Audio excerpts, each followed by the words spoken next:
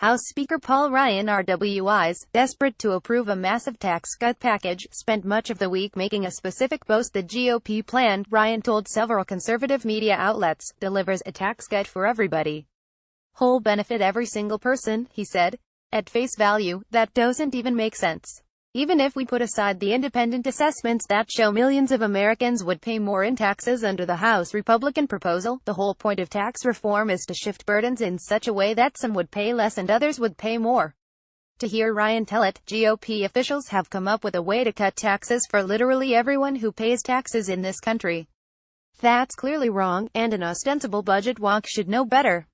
So why did the speaker keep repeating a claim that obviously isn't true? The Washington Post contacted his office and Ryan's spokesperson said the Wisconsin congressman misspoke.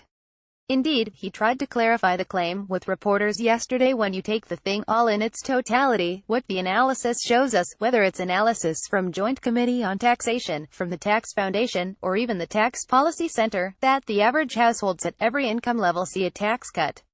It's an interesting shift. A tax cut for everybody is a Republican rallying cry, while analyses show that the average households at every income level see a tax cut isn't quite as inspiring.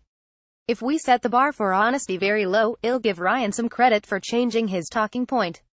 If it were Donald Trump and his team, it's likely they'd simply pretend their version of reality is true and insist that their alternative facts are of equal value to actual facts. The speaker obviously shouldn't have repeated the bogus claim over and over again, but at least he didn't stick to it when confronted with the truth. The trouble, though, is that Ryan is dealing with a nagging and uncomfortable detail under his proposal. Millions of Americans really will pay more than they're paying now. His office can craft various talking points based on income level averages, but when push comes to shove, Republicans are trying to approve a tax blueprint that increase many families' tax bills. As the Post's fact-check piece added, in the case of married families with children, whom Republicans are assiduously wooing as beneficiaries of their plan, about 40% are estimated to receive tax hikes by 2027, even if the provisions are retained. That would be a nasty surprise for folks who had heard Ryan's less precise spin.